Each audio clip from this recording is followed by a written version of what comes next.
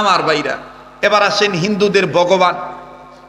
হিন্দুদের কথা কেনা এগো কি খোদা একটা না অনেক?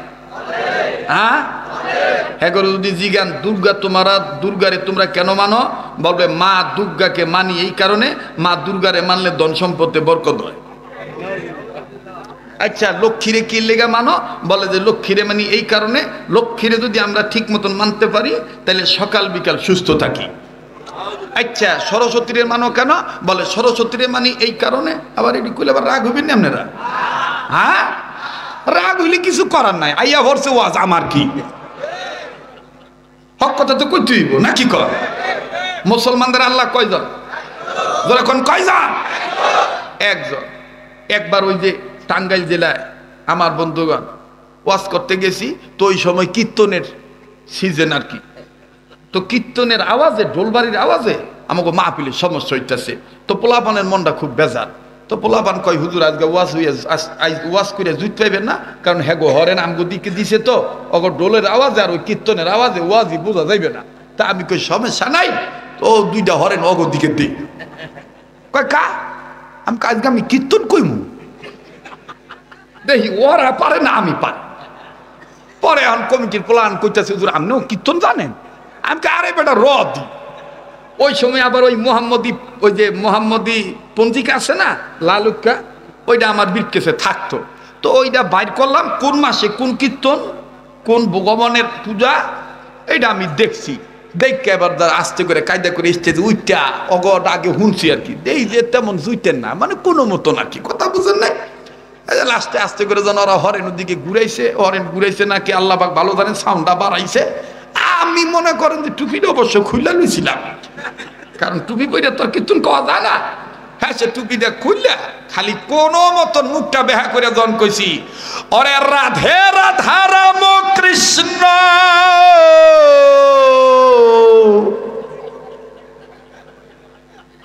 কৃষ্ণ কৃষ্ণ রাম রাধা হরে কৃষ্ণ। বোঝেনি তো আমার গলার আওয়াজ? আজকাল থেকে 11 বছর আগের কথা কইতেছি, অন্ত একটু বুড়া হইছি নাকি? গলায় তো আগের মতন তেমন ফোন নাই। যখন এরকম কইরা আস্তে করে যখন খালি জু উড়াইছি, ওরা দেখবেন ওই যে জু উড়াইলে একটু ভাবসাব লাগে না? হ্যাঁ, দেখবেন যে ওরা যদি কেউ পালা লয়, আমাকে মুসলমানের মধ্যে অনেক বয়াতি আছে, দেখবে হিন্দু আর মুসলমানের পালা লয়। হ্যাঁ, হিন্দু আর মুসলমানের পালা লয়। মুসলমানের সন্তান ওই লইছে রাম কৃষ্ণ, আর হ্যাঁ কি ওই লইছে হরে রাধা, মানে রাধা লইছে, কৃষ্ণ আর রাধার পালা। তা আমি আপনারা না মুসলমান কয় না, ওদের জনগণকে বুঝানোর লেগা কৃষ্ণ আর রাধার পালা লইছিলাম।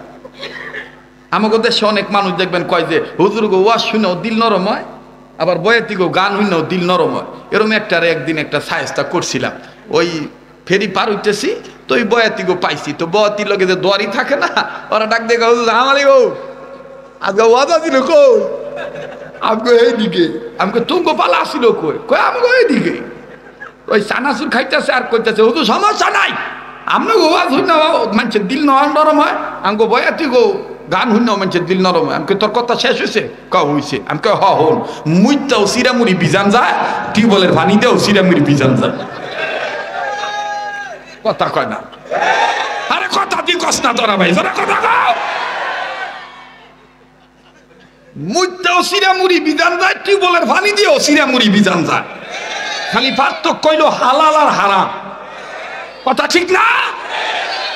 আমাদের দেশে অনেক পোলাহান আছে দেখবেন শ্বশুর আর শাশুড়ির খেদমত করে জান্নাত পাইতে চায়, আর আব্বার আর মায়ের বুড়ি খুঁয়ে গাইলে ওই হেরময় মুইটা যেমন পানি চিরা বিজায়, আর এই আমরা যেমন মা বাবার সেবা করিয়া মনে করেন সই ভালো পানি দিয়ে চিরামুড়ি বিজাই। হ্যাঁ, আপনি শ্বশুরে সম্মান করতে পারবেন, শ্বশুরে আপনি আদব করবেন, এটা কোনো সমস্যা নাই, কিন্তু মা বাবাকে অবহেলা করে নয়। কথা বলেন, কথা বলেন না। আমার আজগা আমগো একটু সমস্যা হইতেছে, আপনারা কি থাকবেন না যাইবেন গা? আমি ভাবছিলাম তরিকুল ইসলাম বাইরে কইছি যে আমি ঘন্টাখানিক ওয়াজ করবো, বড় জোর 1.5 ঘন্টা, কিন্তু আপনাকে অবস্থা দেখে আমার মনটা উজায় উঠতেছে বুঝছেন। আমগো তরিক ভাই মাঝে মাঝে কয় এক্সের ভালো লাগতেছে আর কি, আজকে যদি একটু সময় বাইরে যায় দিবেন না? কথা কয় না, দিবেন না? রাজি আছেন তো ইনশাল্লাহ? তাহলে একটু জোরে তাকবীর লাগান তো, নারায়ে তাকবীর, নারায়ে তাকবীর। আমাকে সমাজে তো দেখবেন খালি উল্টা বিচার, মহিলারা উলঙ্গ হইতে হইতে একেবারে বেফরদায় ঘুরতাছে, ওগো কোনো বিচার নাই, যত বিচার আমগো শ্যামরা গো। শ্যামরা তোর মা বোন নাই, তুই দেখছো কা কি তুই কি মরবি না, তোর জাহান্নামের ভয় নাই, কি তুই কবরে যাবি না? আর ওরা উলঙ্গ হইতে হইতে দেখবেন যে আগে দেখছি যে 2, 4, 10 বছর 15 বছর আগে বেগানা নারীরা বেগানা পুরুষরে দেখলে রোড ওই ফালদাইয়া এইভাবে রাস্তা চেঞ্জ করে কইতো ওই বেটা যাইয়া লো পরে যাইব। আর ওহন হেই নানা নাতিনেরা কলেজে যায় মুসলমানের মাইয়া, এটা কারো কাছে কইেন না, এটা আমরা বুঝেন না। এই মাইকে ওইটাছি কি আর কই, দেখবেন এই এরকমের দিয়ে যায়, কথা কয় না। অথচ যুবকদেরকে ইফটিজিং এর মামলার আসামি করে। আমি বলি, ও মজুমদার কান্দির মাতব্বরেরা, রাজর থানার ব্যাপারীর ঘরের মাতব্বরেরা, চৌধুরীরা, যারাই আছেন বিচার করলে বালা মতন কইরেন, ছেলেদেরকে ইফটিজিং এর মামলার আসামি করার আগে, পরকীয়াতে ধরা খাইয়া পুরুষের বিচার করার আগে, ওই বেহা নারীর বিচার আগে করো, যেই নারী মুসলমানের ঘরে জন্ম নেওয়ার পরও কোরআনের কথা মানে না। দেখামে খালি পোলাহান গো পিডা, আগে সামনে ধরে পিডা। এই যুবক কথা ঠিক করছি না? কি কথা ঠিক আছে না? ঢাকা জিনিস যেটা উঠতে যাইব মনে করবে এটা বউর কামাই ডরে যাইতেছে না। উচিত কথায় মা বেজার, গরম ভাতে বিলাই বেজার। আজকে কি চলবো না? আরে হাজী সাহেব যদি নিয়ত করে আমি মক্কা থেকে ঘুরে আইছি, আমার নাতিনে বোরকা ছাড়া কলেজে যাইতে পারবো না, উপায় আছে পর্দা না কইরা? বাপে যদি 5 ওয়াক্ত নামাজ পড়ে, একজন মুসলমান হিসাবে যদি নিয়ত করে যে আমি ইসলামী রাষ্ট্র চাই, আমার ঘরটারে আগে ইসলামী রাষ্ট্র দিয়া আমি সুন্দর করে সাজাতে চাই, আমার বউরে, আমার মেয়েকে, আমার বোনকে, আমার মাকে আমি পর্দানিশী বানাইতে চাই, খোদার কসম এই বিলটা যদি পরিবার থেকে শুরু করে, সামাজিকতা থেকে শুরু করে, যদি রাষ্ট্রীয় ভবন পর্যন্ত, জাতীয় পার্লামেন্ট, সংসদেও যদি মহিলাদের পর্দার বিল পাস হয়ে যায়, আল্লাহর কসম হিন্দু মহিলারা পর্যন্ত বোরকা পড়তে বাধ্য হবে।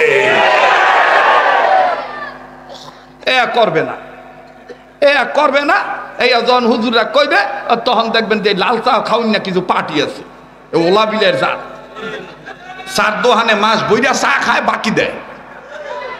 আবার কারো দেখা হইলে ডাক দেখে, আকাশের বাপ এক কাপ চা খাইয়া যা।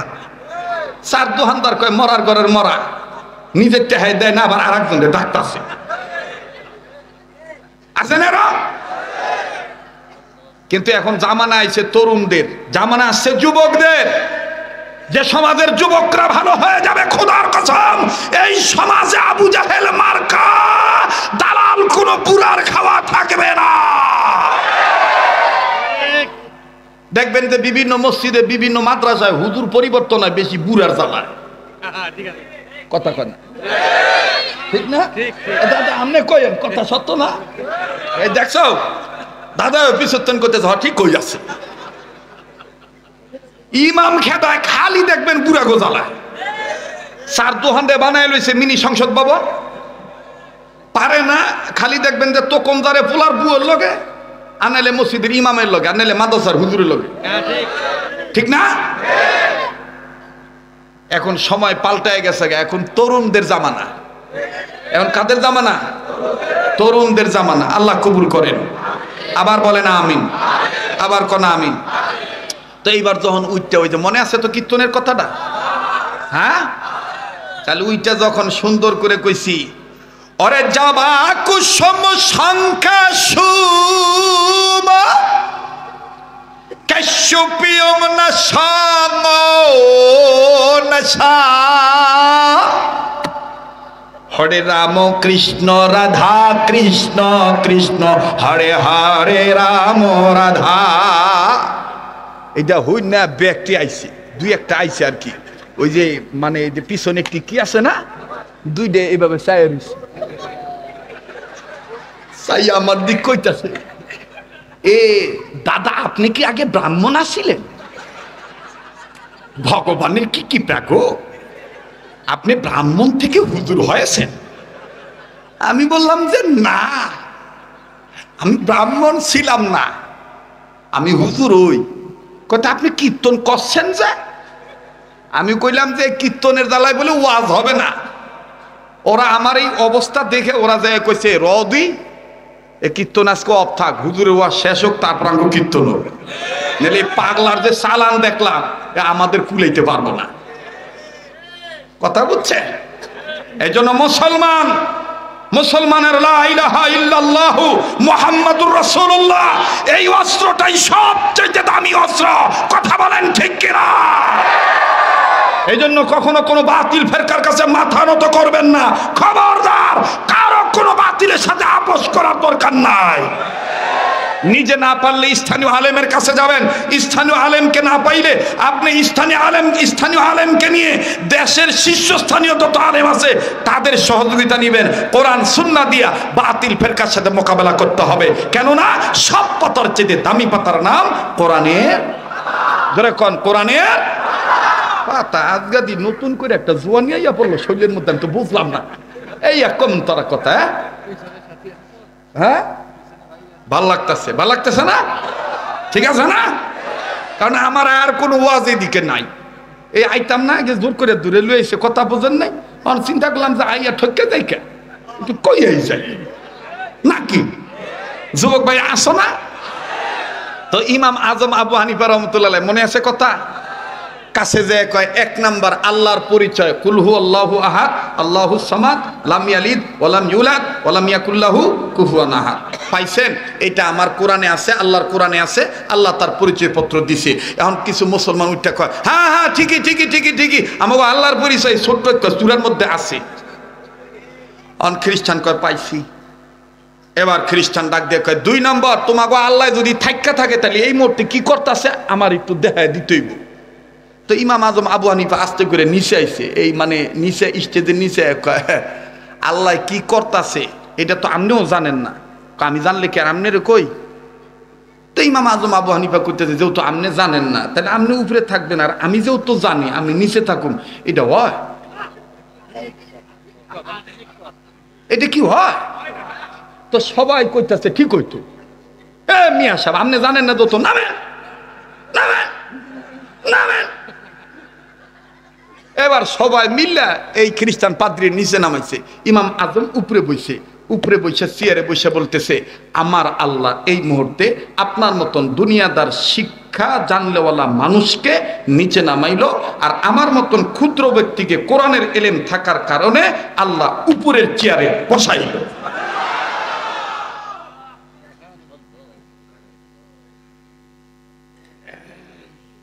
এই কি রাস্তা? এই যে তামার রাস্তা তো ভালো হয়েছে। ওরা কি এই দেশের পোলাপান না? একটা আরেকটা জিজ্ঞাসা কতক্ষণ থাকবি? তাই সৎকা জায়গা ঠিক না? আমাকে তোবারক আজগা পরে, আজগা মুবারক আগে। মুবারক হইল ওয়াজ, কথা কোন ঠিক কিনা? আজকে তোবারক কইব, মুবারক কইব, ঠিক আছে না বাজার? নারায়ে তাকবীর। এই ইমাম আজম আবু হানিফা রহমতুল্লাহ খুব খেয়াল করবেন। এখন তো হাসতেছেন, একটু পরে এমনি কাঁদবেন। এই যে আইতেছে কথা, শুরু করব। এই ইমাম আজম আবু হানিফা রহমতুল্লাহ কিতাব মোতালা করতেছেন, ওই আয়াতটা পড়তেছেন। কোন আয়াত? ইন্নাহু লাকুরআনুন কারীম। মাঝখান দিয়া পিছন দিক দিয়া ওনার বাড়ির গৃহ পরিচারিকা, কাজের একজন লোক এসে ডাক দিয়ে বলতেছেন হুজুর আপনার মা আর আপনার বাবা যেই লাগছে, আপনার বাপের তো দেখতাছি মেজাজ গরম হয়ে গেছে গা, এই আপনার মার মনে হয় আকতা কর কইয়া লাইতেছে। আকতা বুঝেন? বুড়া বুড়ি লাগলে অনেক সময় কয় না তোর লইয়া খাইন না, এরকম কয় না বুড়া বুড়ি? কয় যৌবনটা শেষ, তোর লইয়া খাইন না। এই যে মুফতি সাহেব বইয়ে রয়েছে, আরো মুফতি আছে। আমাকে দেশ গ্রামে কিন্তু অনেক মা বোন, অনেক বাপ ভাই যোগের ঠেলায় আদর করে কয় তোর লইয়া আমার মন হই চায় না সংসার করতে, তোর লইয়া খাইন না। আবার 2 দিন বাদে কয় লাইলি বেশরমার ঘরের বেশরমা, বেহায়ার ঘরে বেহায়া। তুই কি জানস এই যে ঠাট্টা করে কইছ যে তোর লইয়া খাইম না, তোর বউ হে সময় গেছে গা। সাবধান সাবধান, তিন কথা কর পর আর কোনো মাতবরি চলে না। তিন কথা কোনটারে কয়? কবুল কবুল। দাদা কথা ঠিক না? কয় কথা? কথা কয় না? কবুল কবুল কবুল। যারা কও নাই আল্লাহ পাক তাদেরকে সহিভাবে কর তৌফিক দান কর। বিয়া শাদীর দরকার আছে না মিয়া ভাই? বিয়া শাদীর দরকার আছে না? তো এইবার হুজুরে ডাক দিয়ে কয়, কি কইলা? আমগো আব্বাই এই কথা কইতে চাইতেছে। কয় কইছে? কয় না ওহনো কয় নাই, ওহনো কয় নাই। ক ক বাপ। হুজুরে গেছে, শুনতাছেন আপনারা? হ্যাঁ, হুজুরে গেছে, যায় কয় আব্বা আসসালামু আলাইকুম। কি হইছে আব্বা আপনার এই বুড়া বয়সে? মায়েরে কি কইতে চাইতেছেন? কয় তোর মায়েরে কইয়া দিছি, তোর মায় আমার লগে হুদাহুদি কথা বন্ধ কইরা দিছে। ফজরের টাইম পর্যন্ত, আজান পর্যন্ত সময় দিছি।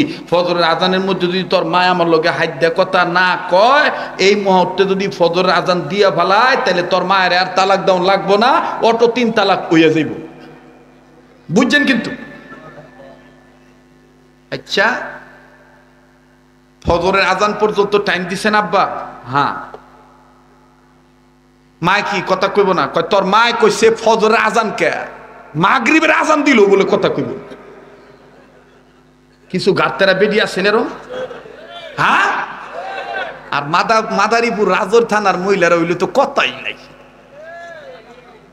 দিয়ে এক বস্তা লোয়ার দান্দা থাকে 3 বস্তা, কথা কয় না। হ্যাঁ, মা গো এই কাজ কইরেন না, মা এই কাজ কইরেন না। মা, আল্লাহ রসুল সাল্লাল্লাহু আলাইহি সাল্লাম বলেছেন, আল্লাহর পরে যদি কোনো নারীকে সেজদা দেওয়ার হুকুম থাকতো, তাইলে আপন আপন স্বামীকেই সেজদা করার হুকুম আমি রসুল দিতাম। স্বামীর এত মর্যাদা, সুবহানাল্লাহ। মুসলমান ভাইরা আমার, বন্ধুগণ, আর ইমামে আজম আবু হানিফা দ্রুত গতিতে মার কাছে চলে গেলেন। মাকে যাইয়া ডাক দিয়ে বলতেছেন, মা গো, ও মা, তুমি এই বৃদ্ধ বয়সে, বুড়া বয়সে তুমি কি শুরু করেছো? আব্বারে তুমি রাগায় দিছো কে? আর তুমি এত মন খারাপ করছো কেন? ও মা, তুমি আব্বার সাথে কথা বলো না। আব্বারে ডাক দিলেই তো আব্বার কসম ভাঙ্গা যায়। আব্বাই কইছে ফজরের আজানের সময় পর্যন্ত সময়, ফজরের আজানের আগেই যদি তুমি কথা কইয়া ফেলাও, তাইলে তো আর তালাক হয় না। ও মা, তুমি আব্বারে ডাক দাও না। ভদ্র মহিলা ডাক দিয়ে বলতেছেন, ওগো আমার সন্তান, তোর বাবারে বইলা দিছি এক ফজরের আজান কেন, মাগরিবের আজান দিন আমি কথা বলবো না। যা যা, আমি যা বলার বলে দিয়েছি। আবার ইমামে আজম আবু হানিফা রাহমাতুল্লাহি আলাইহি, আমার বন্ধুগণ, আমার ভাইরা, ওই সময় এইরকম ঘড়ি ছিল না। ইমাম আজম আবু হানিফা রাহমাতুল্লাহি আলাইহি উনি সময় নির্ধারণ করলেন, এখন রাত্র কতটা বাজতে পারে। ইমাম আজম আবু হানিফা বুঝতে পারলেন এখন রাত্র 12টা বেজে 1টা শেষ হয়ে গেছে, 2টা ধরল। ইমাম আজম আবু হানিফা শেষবারের মতন আবার বাবার কাছে গেছে। ও বাবা, মায়ের ডাক দেন না, মিল্লা জানগানা, আপনি যদি এইরকম বুড়া বয়সে রাগ করেন, তাইলে মানুষ জানলে করবে কি, মানুষ জানলে বলবে কি? বাজান কোনো মতে বাবার মেজাজ ঠান্ডা হয় না। আবার গেছেন মায়ের কাছে, মাও বলে একই কথা, না আমি বলবো না। তোর বাপেরে বইলা দিয়ে ফজর আজান দিল, আমি কথা বলবো না। আবার ইমামে আজম আবু হানিফা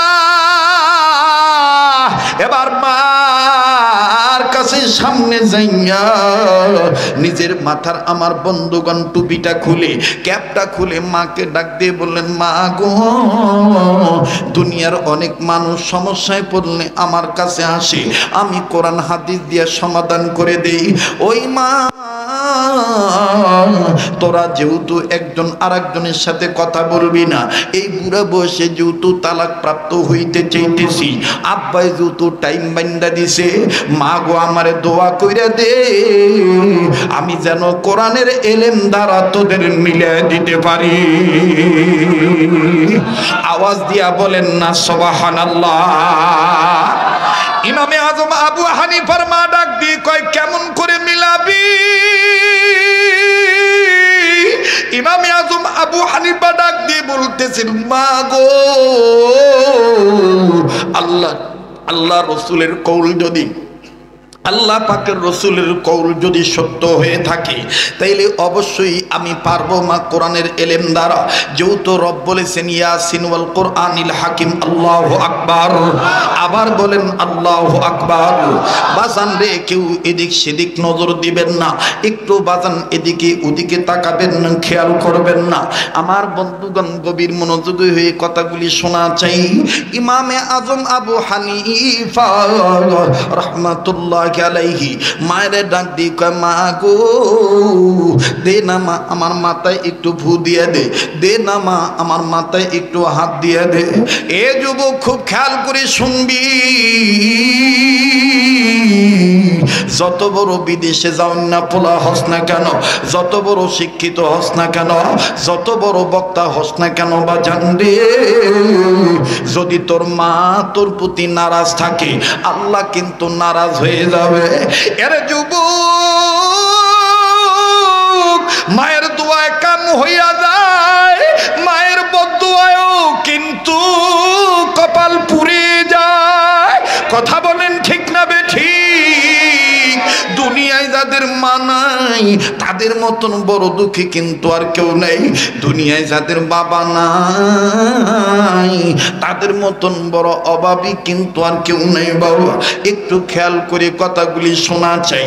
কান্না না আসলো কান্নার ভান ধরবে, কান্নার অভিনয় করলো আল্লাহ মাফ করিয়া দিবে। আমার দিল বলে আজকের মজুমদার কান্দি এই মাদ্রাসার মাহফিলে দোয়া আল্লাহ রব্বুল আলামিন কবুল করবেন। আমার মাওলা আজকের দোয়াগুলি ফেরত দিবে না। ও বাজান নাকটার মধ্যে কেমন জানি আল্লাহ ওয়ালাদের গ্রান আসতেছে। এখানে আমি আপনি গুনাহগার হতে পারি, কে জানি আল্লাহ ওয়ালা হয়ে বসে আছি।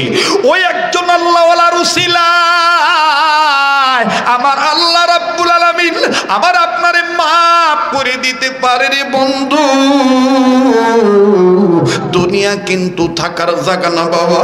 এইবার ইমাম আজম আবু হানিফা রাহমাতুল্লাহি আলাইহি মায়েরে বলতেছেন মা গো দে না মা আমার মাথায় একটু ভু দিয়ে দে, দে না মা আমার মাথায় একটু পোষা দিয়ে দে, আমি যেন তোর দোয়ার বরকতে কোরআন হাদিসের এলেম দ্বারা তোদের যেন আমি এই শেষ বয়সে মিলে দিতে পারি। ও বাজান এবার মা আস্তে করে আমার বন্ধুগণ মন খারাপ নিয়ে ছেলের মাথায় একটু পোষা দিয়ে দিল। আরশের মালিক ডাক দিয়ে কয় রাগ কইরে দেশ আর যেমনি দেশ, আমি আল্লাহ তুই মায়ের দোয়ার বরকতে তোর পোলারে কবুল কইরা নিলা।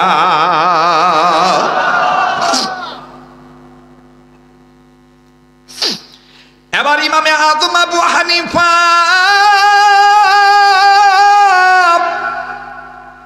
আবারও সময় নির্ণয় করলেন, সময় পর্যবেক্ষণ করলেন। দেখতেছেন দুইটা পার হয়ে গেছে, তিনটার কাছাকাছি। ইমাম আজম আবু হানিফা ডাইনে গেলেন না, বামে গেলেন না, নিজের কুতুবখানায় গেলেন না। বাজানো ইমাম আজম আবু হানিফা একটা দৌড় মেরে নির্দিষ্ট ওই এলাকার নিজ এলাকার মসজিদে গেলেন। মসজিদে যাইয়া মুয়াজ্জিনের কাছে গেলেন। মুয়াজ্জিনের কামরায় প্রবেশ করে আমার বন্ধুগণ মুয়াজ্জিন হুজুরের মাথার কাছে যাইয়া সুন্দর করে ঘুম ভাঙায় দিতেছেন। সালাম দিলেন আমার ভাইরা। মুয়াজ্জিন হুজুর আমার বন্ধুগণ ইমামে আজম আবু হানিফাকে যখন চোখ খুলে দেখলেন মুয়াজ্জিন হুজুর নিজের গায়ে নিজে সিমটি কাটতেছে। এইটাকে আমি নিজে দেখতেছি, স্বপ্ন দেখতেছি না বাস্তব দেখতেছি। কেননা আমরা সমস্যায় পড়লে ইমাম আজম আবু হানিফার কাছে যাই। ইমাম আজম কেন এই গভীর রজনীতে আমার ঘরে আইছি? আবার বন্ধুরে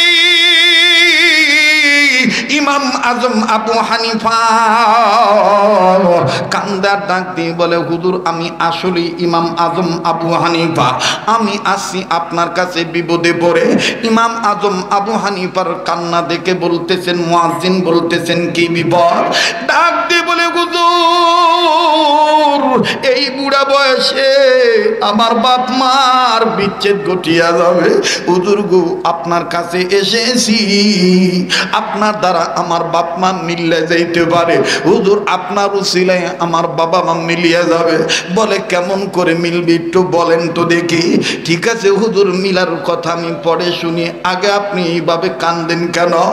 ইমাম আজম কান্দে আর চোখের পানি ছেড়ে ছেড়ে বলে হুজুর গো আমার সংসারে আমার মা হলো আমার গর্বের দর, আমার মা হইল আমার ছেড়ে তার, আমার মা হইল আমার জন্য সবচাইতে বড় পীর। ও হুজুর আমার এই মায়ের দোয়ার বরকতে আজ আমি জগৎ বিখ্যাত বড় আলেম হইছি, ইমাম হইছি। ভাই গো মায়ের দোয়ার বরকত আছে না নাই? আবার বলেন আছে না নাই? বাজান রে দেখবো কে মায়ের জন্য কানতে পারেন, একটু বাজান দিলটা নরম করে দিবে। আমার বয়ান থেকে আপনারা একের অধিকবার ইউটিউবের মাধ্যমে ইন্টারনেটের মাধ্যমে ওয়াজটা হয়তো বা শুনিয়া থাকতে পারেন। আজ আমি বাস্তব আপনাদের কাছে শুনে দিই। আরে মাদারীপুর রাজুর থানার বাপ ভাইরা, মজুমদার কান্দি এলাকার মা বোনেরা রে, বাপ মার দুয়ার দেখেন যে কত বড় কাজ। আজ থেকে কয়েক বছর আগের ঘটনা। ওবাদান তৎকালীন সময় জামালপুর, শেরপুর, মোমেনশাহী জেলা ওই সমস্ত অঞ্চলে আমার ঘন ঘন সফর থাকতো। নিজস্ব গাড়ি ছিল না, ঢাকা মহাখালী থেকে আমার বন্ধুগণ জামালপুর, মোমেনশাহী, শেরপুর জেলার গাড়িতে উঠতে হয়। অবাজান ঘন ঘন সফর হওয়ার কারণে অনেক টিকিট মাস্টারের সাথে, ড্রাইভারের সাথে, হেল্পার কন্ট্রাক্টরের সাথে আমার বন্ধুগণ মুখ পরিচয় হয়ে গেছে। 6 মাস আগে যেই ড্রাইভারটাকে দেখছি পাও ভালো, আমার বন্ধুগণ আবার 6 মাস পরে শীত মৌসুম শুরু হওয়ার পর যখন আমি মহাখালী ওই বাসে উঠব, বাবাজি আমার টিকিট নিয়ে আমি যখন গেটের কাছে গেছি, যেই লোকটা ড্রাইভারি করত, যিনি নিয়মিত স্টিয়ারিং এ বসতো, বাজান রে ড্রাইভিং সিটে বসতো,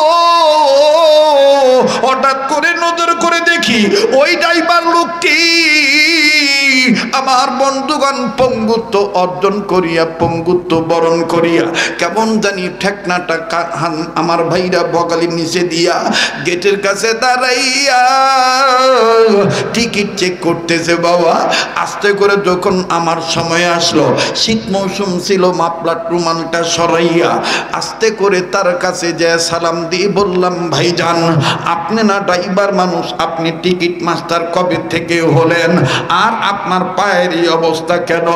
যখনই বলেছি বাইরে পায়ের এই অবস্থা কেন, লোকটা আমার দিকে তাকাইয়া চোখের পানি ঝর্ণার মতন ছেড়ে কান্দার বলে, হুজুর আমার মায়ের সাথে বেয়াদবি করার ফল। ডেকে ডেকে বললাম, ভাই কাঁদেন কেন? কি মায়ের সাথে বেয়াদবি করেছেন বুঝলাম না। বলে হুজুর এই পাও দিয়ে আমি মায়ের লাথি মারছিলাম, যার কারণে আল্লাহ সহ্য করে নেই, আমার এই পাওটা আল্লাহ পাক কাইরে দিছে। আবার বাইরে শোনার পর লোকটা আমাকে ডাক দিয়ে বলতেছে, হুজুর যদি একটু সময় দিতেন আমি আপনার এই ঘটনাটা খুইলা বলতাম। অবাজান জানি না এই মজুমদার কান্দি এই এলাকায় এই মাহফিলে কে মা হারায় বইছেন গো বাবা, কে বাবা হারায় বইছেন বাবা। বাজান রে আজও যখন বাড়ি থেকে বেরো হব, জনম দুঃখিনী মা আমার ডাক দিয়ে কয়, বেটা কোথায় মাহফিল? আমি বললাম, মা গো মাদারীপুর জেলায়। বলে তুমি না বলছো এই বছর দূরে যাইবা না, রাস্তাঘাটের অবস্থা ভালো না, অনেক কুয়াশা। ও বাবা তুমি সাবধানে গাড়ি চালাইতে বইল ড্রাইভারকে। বিশ্বাস করবে কিনা জানি না যুবক, রাত্র গভীর যতই হয়ে যায় আপন বাড়িতে যাইয়ে দেখি প্রাণের বিবি ঘুমায়, প্রাণের ছেলে মেয়ে সবাই ঘুমায়, কিন্তু জনম দুঃখিনী মা চেয়ারটা নিয়ে জানালার পাশে বইসা বইসা থাকে। যেই হরেন, যেই গাড়ি, যেই হরেন বাজায় মা মনে করে এটা আমার পোলার গাড়ি। এইভাবে মা সারা রাত পার করে দেয়। অনেক সময় সকালবেলা যায় দেখি মা ঘুমায় না। দরজা খুলে যদি বলি গো মা তুই কি ঘুমাস না, মা আমার কান্না কান্না বাপ নিয়ে ডাক দিয়ে কও বাবা রে, ও বাবা তুই আমার বড় ছেলে, তুই বাইরে থাকলে আমার ঘুম ধরে না রে বাবা। তোর যদি কিছু হয়ে যায় আমারে কে মা খুঁয়া ডাক দিবি? আমার বাইরে বেচারি রে এই ময়দানে কার মা নাই, কার বাবা জানি দুনিয়ায় নেই রে বাবা, কার মা বাপ যেন কবর থেকে কান্দার ডাক দিয়ে বলে পুত্রে জিরে মা পিলে গেলি, আমাদের জন্য একটু দোয়া করলি না বাবা, আমাদের জন্য একটু কান্নাকাটি করলি না? ও বাবা কবর আইসা খবর পাইলাম দুনিয়ায় যদি কোনো ছেলে মেয়ে বাপ মার জন্য কান্নাকাটি করে দোয়া করে, ছেলে মেয়ের দোয়ার উসিলায় বাপ মার কবর আযাব আল্লাহ মাফ করিয়ে দিবে। মায়ের দরদি সন্তানেরা আমার আল্লাহকে মায়া করে একটা ডাক দেস না, বাপ মার কবর আযাব মাফের আশায় আওয়াজ দিয়ে বলস না আল্লাহ দেনা ভাই দেনা, মায়া লাগায় বলস না আল্লাহ। ওরে যার আল্লাহ বলতে ভালো লাগবে বুঝিয়ে দিবি আমার আল্লাহ তোর আমার মা বাপকে মাফ করিয়ে দিবে। তোর আমার আল্লাহ তোর আমারে কবুল করে নিয়েছে, এজন্য মায়া লাগায় আবার ডাক দেস না, বলস না আল্লাহ। দেন না এতগুলো মানুষের ডাকের মধ্যে কেন প্রেমের আওয়াজ পাওয়া যায় না? কান্না না আসলো কান্নার ভান ধরবি বাবা। মনে রাখবি আজ যদি তুই আমি মা বাবার জন্য কান্দি, তোর আমার ছেলে মেয়েও কিন্তু তোর আমার জন্য কান্নাকাটি করবে। আজ যদি তুই আমি বাপ মার জন্য দোয়া করে যাই, তোর আমার ছেলে মেয়েও তোর আমার জন্য দোয়া করে যাবে। কাজী মায়া লাগায় আবার বলস না আল্লাহ, দাও না বলো না আল্লাহ। ও আল্লাহ তোমার কি মায়া লাগে না? ও মাবুদ দেখো পিতা মাতার সন্তানরা কেমন করে তোমাকে মায়া করে আল্লাহ বলে ডাক দেয়। এবার বাজাননি ওই পঙ্গু লোকটি ড্রাইভারটি কান্দার ডাক দিয়ে বলে হুজুর গাড়ি ছাড়তে আরো ঢের সময় বাকি আছে, যদি একটু সময় দিতেন আমি আপনার আমারই বেদবির কথাটা জানাইতাম। লোকটা বলে আর কান্দার ডাক দিয়ে বলে হুজুর গো এর আগে বলেন তো দেখি আমার আল্লাহ আমারে মাফ করবনি। আমি বললাম ভাই বলেন না কি হয়েছে আগে বলেন তো দেখি। লোকটা ডাক দিয়ে বলে হুজুর আমি নাইট ডিউটি করি, নাইট ডিউটি করে অর্গমা শৈল লইয়া যখন আমি বাড়িতে গেছি, বাড়িতে যাওয়ার পর সকাল 8টা-9টার ঘটনা, যাইয়া দেখি আমার বউর সাথে আমার মা বাকবিতন্তায় লিপ্ত। মায়ের সাথে বউ দেখতেছি ঝগড়া করতেছি। আমার গলার আওয়াজ পাইয়া আমার মা নিজে নিজে শরম পাইয়া ঘরের ভিতরে ঢুকে গেল। মা আর কোনো কথা বাড়ায় নাই, কিন্তু আমার বিবি আমারে দেইখা কেমন জানি বেহুশ হয়ে জমিনে পড়ে গেল। বিবির পরা অবস্থা দেইখা আমার ছেলে আর মেয়ে মায়ের জন্য কান্নাকাটি করে। মনে মনে ভাবলাম না জানি আমার মা বুঝি আমার বউরে কেমন মাইন্না মারছে, কি বকানা দিছে আমার বউর আজকে এই দুরবস্থা হয়ে গেছে। হুজুর অতি বিবির প্রলোভনে পড়িয়া অতি বিবির ভক্ত হইয়া বিবির অতি ভক্ত হইয়া আমি ভালো মন্দ যাচাই করি নাই। হুজুর আমার মা পান খাওয়ায় অভ্যস্ত ছিল, মা কথা যেন না বাড়ে আমার দেইকা শরম পাইয়া মা আস্তে করে ঘরের ভিতর যাইয়া খাটের উপর বসিয়া পিছন দিকে পিঠ করিয়া ওই দিকে মুখ করিয়া মা আস্তে আস্তে পান বানায়। আমি ভালো মন্দ না জিজ্ঞেস করি হুজুর পিছন দিকে যাইয়া এত জোরে মায়ের পিঠ বরাবর লাথি মাইরা দিলাম, তোর কারণে কোনো শান্তি পাই না। হুজুর যখন আমি মায়ের আঘাত করলাম আমার মা খাট থেকে পড়ে গেল, মা জননীর চেহারাটা কেমন জানি কালো হয়ে গেল। হুজুর আমার মা কোনো বদুয়া দেয় নাই, মায় খালি কান্দার ডাক দিয়ে বলে আল্লাহ ও আল্লাহ এই পোলার পায়ের লাথি খাওয়ার আগে কেন আমার মরণ দিলা না। আল্লাহ আমার স্বামী দুনিয়া নাই, এই ছেলেকে এতিম করে আমার স্বামী চলে গেছে, আমি ওরে ছোটবেলায় কত কষ্ট করে মানুষের বাড়িতে কর্ম করেছি, কাদের বুয়া সেজেছি, আজকে আমার এই ছেলেটা আমার এইভাবে লাথি মারলো গো আল্লাহ। ও আল্লাহ এই লাথি খাওয়ার আগে কেন আমার মরণ দিলা না। হুজুর আমি কেমন জানি অবাক হয়ে গেলাম, মাই দেখি কোনো বদদোয়া দেয় না। ঠিক ইন মিন টাইম আমার মেয়েটাই আমার হাত ধরে আর কান্দার কয় আব্বা দাদিরে তুমি মারলা কেন, দাদির তো কোনো দোষ নাই। ও আব্বু এটা তুমি কি করলা, দাদিরে তুমি এইভাবে লাথি মারলা কেন। আমার মেয়েটা আমার সামনে তার দাদির কাছে যাইয়া বারবার কয় দাদি কোন জায়গায় ব্যথা পাইছো, আব্বা বুঝে নাই। ও দাদি তুমি মানে কষ্ট নিও না। হুজুর আমার মা আমাকে আদ্রভাবে ঘর থেকে ধাক্কা দিয়ে বের করে দিল, দরজাটা লাগাই দিয়া মায়ের জননী খুব কান্দে আর ডাক দিয়ে বলে আল্লাহ এই ছেলের লাথি খাওয়ার আগে কেন আমার মরণ হলো না। হুজুর এদিক দিয়া বিবি কেমন জানি জ্ঞান ফিরে আসলো, বিবি আমাকে আর মায়ের কাছে যাইতেই দিল না। সারাদিন আমি আর আমার মায়ের কাছে যাইতে পারলাম না। হুজুর গো আমি মনে মনে সিদ্ধান্ত নিলাম সকাল হইলে আগামীকালকে হিসাব প্রয়োজন বোধে মায়ের পাও দুইটা দইরা ধরে ধরে আমি মাপ চাই নিব। হুজুর আমার ওইটাই ছিল ভুল। হুজুর আমার বিবি আমারে বুঝতেই দিল না যে মায়ের মনে আঘাত দিছি। লোকটা বলে আর কান্দে আর নিজের বুক ভিজায় দেয় নিজের চোখের পানি দিয়া। আমার বন্ধু আমার ভাইরা এই লোকটা আস্তে করে ডাক দিয়ে বলে হুজুর আমি তখন 7টা গায়ে দিয়ে আবার নাইট ডিউটিতে চলে গেলাম। ও হুজুর আমার মাঝে মনে মনে এত কষ্ট পাই, যারা আল্লাহ আরশের মালিক যে এত রাগ হয়েছে আমি বুঝি নাই। হুজুর আমি ডিউটিতে চলে গেলাম, আমি গাড়ি নিয়ে বের হলাম,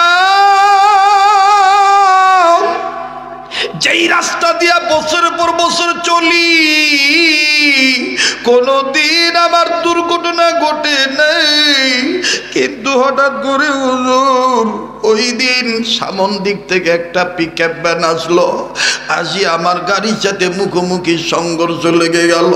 হুজুর দুই গাড়ির স্পিড এত বেশি ছিল, এত জোরে যাতা লাগছে, আমার অনেক প্যাসেঞ্জার অনেক ক্ষতি হলো। কিন্তু হুজুর জানেননি আল্লাহর কসম করে বলি আমার হাতে লাগে নাই, মাথায় লাগে নাই, আমার পিঠে লাগে নাই। আমি যে পাউরা দিয়া মায়ের লাথি মারছিলাম,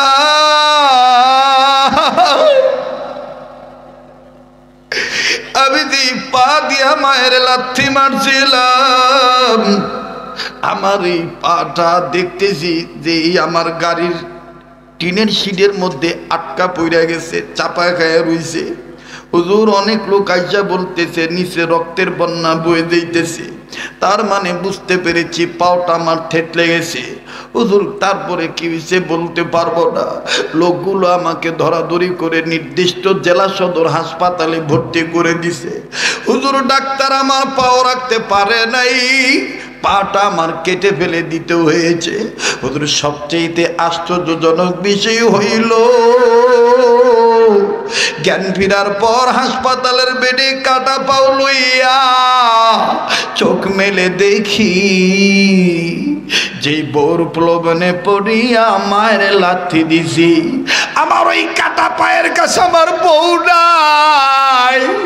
আমার ওই জনম দুঃখিনী মা পায়ের কাছে মাথাটা ঠেকাইয়া কান্দের বলে, আল্লাহ ও আল্লাহ,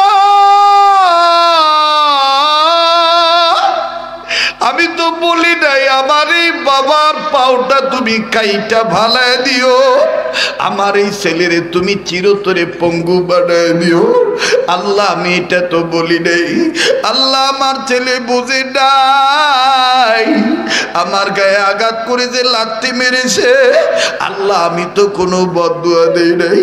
ও আল্লাহ আমার এই বাবা যদি মারা যায়, কে আমারে মা মা কইয়া কে আমারে মা মা কুয়া ডাক দিবে? আল্লাহ তুমি আমার ছেলের বাঁচায় রাখো। হুজুর আমি সহ্য করতে পারি নাই, আমি আস্তে করে আমার বাম হাতটা মায়ের ঘাড়ের উপরে দিয়ে আদ্রবে টান দিয়ে কইলাম, মা আমারে মাফ করে দে, আমি বুঝি নেই তুই আমারে মাফ করে দে। আমার মা আমার বুকের সাথে মাথাটা ঠেকাইয়া চোখের পানি দিয়া বুক ভিজে দিয়া কান্দার কও, বাবা আমার কাছে মাপ চাইতে ওই বলা তুই আমারে মা কইয়া ডাক দিছ, আমার কলিজা ঠান্ডা হয়ে গেছে। বাবা রে তুই বুঝে শুনে চলবি বাবা, বাবা তোর বাবা নাই আমি তোর সব, আর তুই আমার সব, আমার স্বামী নাই। এইভাবে আমার মা কান্দে, আর আমি আমার মায়েরে বললাম, মা তুমি কেমনে আসলা? বলে তোর ছোট মামার সহযোগিতায় আসি। কি ব্যাপার? আমাকে পারুলায় এনে আমার ছেলে মেয়ে আসে নাই, বলে ওরা এখনো আসার সময় পায় নাই। হুজুর তখন আমি নিজে নিজে চোখের পানি ছেড়ে দিয়ে আল্লাহরে ডাক দিয়ে বললাম, আল্লাহ যেই বিবির কারণে মায়ের সাথে বেয়াদবি করলাম, ওই বিবি এখনো আসার সময় পায় নাই। আর যেই মা এত ব্যথা পাইছে, ওই মা নিজের ব্যথা নিজের মনে রাখে নাই, সব পানি মনে করে দিয়া মাফ করে দিয়া ছোট মামার সহযোগিতা নিয়ে আমার কাছে আইছে। আল্লাহ আমারে তুমি মাফ করে দাও, আমি বুঝি নাই। ও যুবক বন্ধু এরকম কত ভাই আমরা আছি, না বুঝিয়া মা বাবার সাথে বেয়াদবি করি, মা বাবারে কষ্ট দিস না রে ভাই। যার পক্ষে মা বাবা রাজি, তার পক্ষে কিন্তু স্বয়ং আল্লাহ রাজি। কথা বলেন ঠিক না ব্যাঠিক? এ মার পাগলেরা, বাবার পাগলেরা, কি এমন গুনাহ হয়ে গেছে যার কারণে মা বাবার দরদি হয়েও চোখের পানি আসতে চায় না? আমার বন্ধুরে, আমার বাবাজিরা, এই পাগলকে অবহেলা করবি না। এই পাগলকে যেহেতু আল্লাহ তাআলা বারবার মক্কা মদিনায় নেয়, কয়েক বছর যাবত লাগাতার গোটা রমজান মদিনায় থাকা হয়, ঈদ করে তারপরে দেশে আসি। কিছুক্ষণের মধ্যে বাজান কথারা ফিনিশিং দিয়া তোর আমার মা বাবার জন্যে কাবা ধরা হাত নিয়া আমি দোয়া করব, একটা ওয়াদা দিতে পারস নি? ওই বাপ মার দরদি সন্তান হইয়া আমি পাগলের সাথে মোনাজাত করে যাবি। কারা কারা তুই আর আসল বাজান একটু হাত তুলে দেখা। নারায়ে তাকবীর, নারায়ে তাকবীর। হাত দামান বাজান। কেউ যদি চলে যায় চলে যেতে দিবেন, খবরদার কারো যাওয়া দেখে কেউ যাবেন না বাবা। আজকের মাহফিলে আল্লাহ পাকের রহমত নাজিল হইতেছে। উম্মতের ওলামায়ে কেরাম মজমায় বসে আছেন, আলেমদের দেখেন কত বরকত। দেখেছি কত সাদা চুল সাদা দাড়ি লইয়া বুড়ারা কেঁদেছেন, কত তরুণ যুবকরা কেঁদেছেন, কত তলবেলেমরা কেঁদেছেন। এই কান্নাকাটি আমার আল্লাহ আজকে ফিরত দিবেন, রব্বে কাবা কবুল করবেন ইনশাআল্লাহ। বলেন না ইনশাআল্লাহ? আমার বাইরে ইমাম আজম আবু হানিফা। এবার মুয়াজ্জিন সাহেবের মাথায় সুন্দর করে আদ্রভাবে হাত দিয়ে চোখের পানি ছেড়ে কান্দার কয় হুজুর গো, আমার এই মা যদি বৃদ্ধ বয়সে তালাক প্রাপ্ত নারী হইয়া চলে যায়, আমি কোন মায়ের চেহারা দেখে কবুল হজের সওয়াব কামাই করব? ও হুজুর, আমি আপনাকে বলতে চাই, যেহেতু আপনি আমাদের মহল্লার মসজিদের হুজুর, হুজুর আব্বাই বলছি ফজরের টাইম পর্যন্ত টাইম, ফজর আজানের মধ্যে কথা না বললে মা 3 তালাক হয়ে যাইব। হুজুর আমি কোরআন হাদিস মৈথুন মন্থন করে এসেছি। ও হুজুর আমি কোরআনের এলেম নিয়ে এসেছি। আমি বুঝতে পেরেছি আমার মা তো সব আজান মনে রাখে না, আমার মা বুঝতে পারবেন এটা কোন আজান। আর সবচাইতে বড় কথা হইল আমাদের সমাজে তাহাজ্জুদের আজান নাই। হুজুর আপনি তাহাজ্জুদের আজান দিয়ে দেন। মায় মনে করব ফজরের আজান, মায় ফজরের আজান মনে কইরা দীর্ঘদিন যেহেতু স্বামীর সাথে ঘর সংসার করেছি, আমার বাবার কাছ থেকে বিদায় নেওয়ার জন্য বিদায় মুহূর্তে কথা কইয়ে বিদায় হইব।